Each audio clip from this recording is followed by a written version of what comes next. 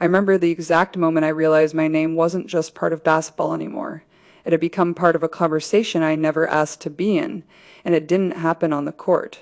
It happened when I saw Patrick Bet David sitting in front of a camera saying something that made the entire sports world stop breathing for a second. He said that every WNBA player should be praying that I don't get injured because, in his words, I'm the one keeping the league afloat. And hearing that felt strange. Not because I think I'm bigger than the game, but because I know how much bigger the game is than me. Yet suddenly my name was being used as a dividing line between people, between opinions, between futures. And at the same time, Angel Reese was live on camera talking about the possibility of sitting out a season, talking about leverage, talking about power, and I sat there quietly watching it all unfold, realizing that somehow my existence had become part of negotiations, part of business meetings, part of financial projections. And the truth is I never picked up a basketball because I wanted leverage. I picked it up because I loved the sound it made when it hit the floor, because I loved the feeling of creating something out of nothing. But now the conversation had changed. Now people were talking about TV ratings, attendance numbers, revenue splits, and my name was always somewhere in the middle of it. And what people don't understand is how heavy that feels, because when you hear someone say that an entire lead depends on you, you don't too feel powerful, you feel responsible, you feel exposed, you feel like every step you take matters more than it should. And at the exact same time all of that noise was happening, I was sitting at an NBA on NBC desk under bright lights with cameras pointed at me. And someone asked me about the future of the league, and I said something simple, something honest. I said, I'm confident a deal will get done because I believe in this game, because I believe in what we're building. And I didn't say it to make headlines. I said it because that's what I feel in my heart. But what shocked me was how people reacted to that moment. Not because of what I said, but because of what it represented. They saw calm where they expected conflict. They saw confidence where they expected fear. And that's when I realized something had shifted. Because this was never just about basketball anymore. This was about belief, belief in the future, belief in the league, belief in what happens next. And the strangest part is, while everyone else was arguing about power, I was just thinking about the next game, the next practice, the next opportunity to prove that none of this attention was a mistake. Because at the end of the day, when the cameras turn off and the noise fades away, I'm still just that girl who fell in love with the game and everything else. The debates, the headlines, the pressure. I was never the dream, but now it's the reality. And whether I asked for it or not, I am standing right in the center of it. And what made everything feel even more surreal was watching how differently people were choosing to respond to the exact same moment in time. Because while I was sitting in that studio talking about hope, talking about growth, talking about how far this league has come and how much further it can go, Angel was sitting in front of her own camera talking about sitting out, talking about withholding her presence as a form of leverage. And I remember thinking how strange it is that two players living in the same league, breathing the same air, could see the same future in completely different ways. And I'm not saying she's wrong for feeling how she feels. Everyone has their own perspective. Everyone has their own fight. But for me, I've never seen basketball as something to withhold. I've always seen it as something to give, something to pour yourself into completely. Because I know how quickly it can all disappear. I know how fragile this opportunity really is. And maybe that's why I couldn't bring myself to talk about walking away from it, because I spent too many years dreaming about stepping into it. And what people don't realize is how much has changed in such a short time. How quickly empty seats turned into sold-out arenas. How quickly quiet broadcasts turned into record-breaking ratings. How quickly something that was once overlooked became something everyone suddenly had an opinion about. And I could see it everywhere. I could feel it in the way crowds reacted before I even touched the ball, and the way defenders guarded me the second I crossed half court, and the way cameras followed every movement like they were afraid to miss something. And I knew that attention wasn't just about me. It was about what I represented.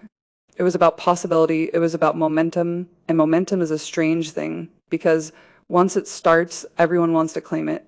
Everyone wants to shape it. Everyone wants to control where it goes next. And suddenly you find yourself in the middle of conversations you never started, debates you never asked for, and expectations you never created.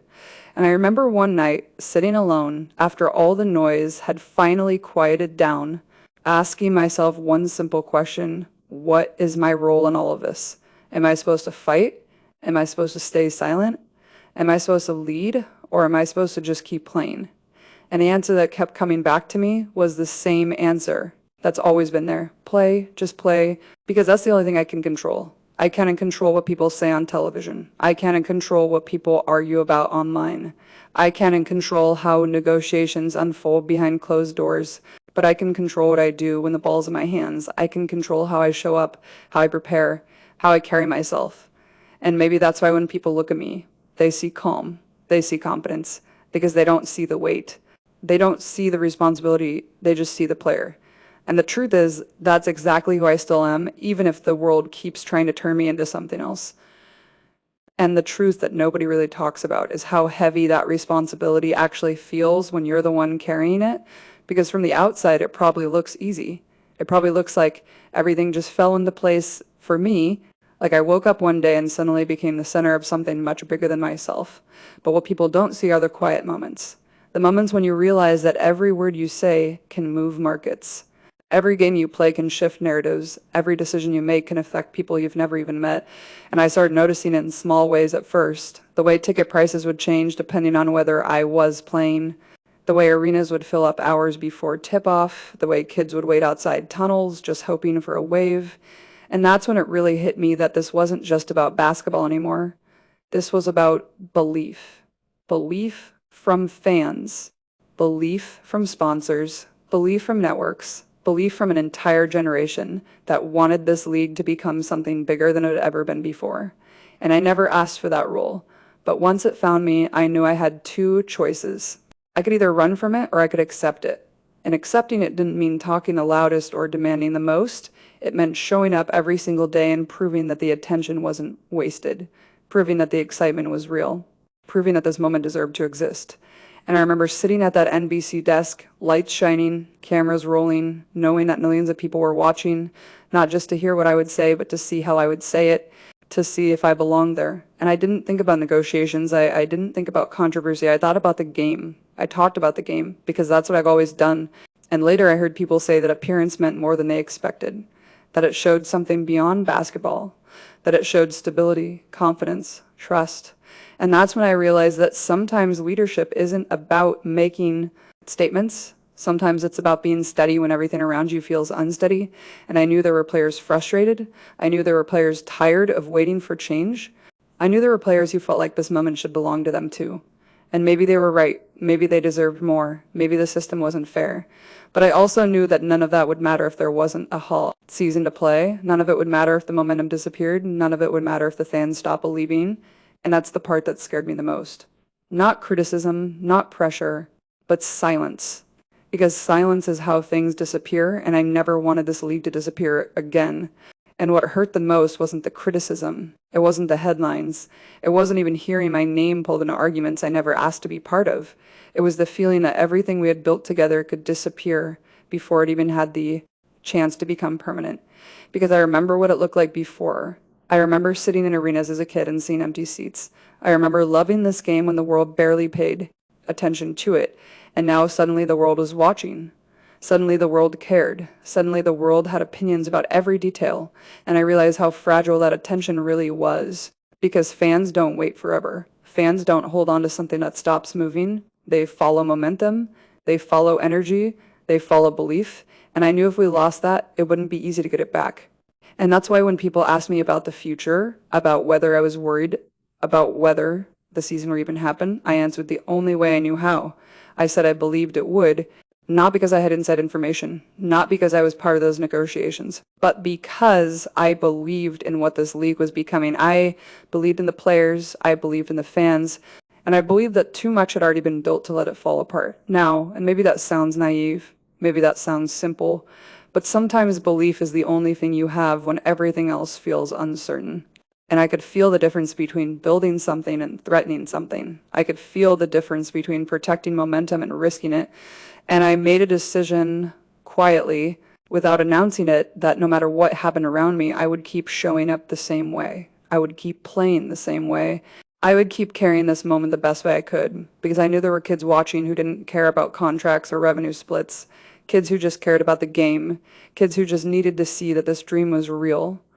and I refused to be the reason that dream stopped feeling possible. What people don't always understand is that pressure doesn't arrive all at once. It builds quietly, piece by piece, moment by moment, until one day you realize you're no longer just playing basketball. You're carrying expectations. You're carrying momentum. You're carrying something bigger than yourself. And I felt that shift more than ever during that time, because everywhere I went, the questions weren't about my next game. They were about the future of the league, about money, about power, about things I never picked up a basketball for in the first place, and yet somehow my name kept ending up in the center of it. And I remember sitting there thinking about how strange it was that the same league that once told me to wait my turn was now depending on me to help hold everything together. And I didn't ask for that role. I didn't not campaign for it, but I accepted the responsibility that came with it. Because I knew what this moment meant. I knew how many people had worked for decades just to get us here. And I knew how quickly it could all disappear if we lost sight of why we started. And the truth is, I never wanted to be the face of controversy. I wanted to be the face of possibility. I wanted to be the player who helped move this game forward, not the one who watched it stall. And that's why when I sat at that desk, when I spoke calmly about the future, when I said I believed the season would happen, I wasn't just answering a question. I was making a promise to my teammates, to the fans, to the next generation, that I wasn't going anywhere, that I wasn't stepping away, that I was still here, still working, still believing. Because this league isn't just a moment, it's a movement. And movements only survive when someone is willing to keep showing up even when everything around them feels uncertain. And maybe that's the part nobody sees. The part that happens when the cameras turn off and the noise fades and you're left alone with your thoughts. Because that's when the real question shows up, not the one reporters ask, but the one you ask yourself, the one that sounds like, was it worth it? Was every sacrifice, every doubt, every moment of being told you didn't belong, worth carrying all of this? And I always come back to the same answer. Because I remember the little girl I used to be, the one who stayed in the gym long after everyone else left, the one who imagined packed arenas before they ever existed, the one who believed this game could become something bigger, even when nobody else did. And now I look around and I see it happening. I see the sold-out crowds. I see the kids wearing my jersey. I see the league standing at the edge of something it's never experienced before. And I realize this was never just about me. It was about what comes next. It was about proving that women's basketball could stand on the biggest stage and belong there. And that's why no matter what gets said, no matter what negotiations happen behind closed doors, no matter how loud the outside world becomes, my focus stays the same. I'm going to keep showing up. I'm going to keep playing. I'm going to keep believing in what this league can become. Because this story isn't finished. This season isn't decided. And my legacy was never going to be about the noise. It was always going to be about what I did when the game was on the line. And trust me, I'm still here, and I'm not done yet.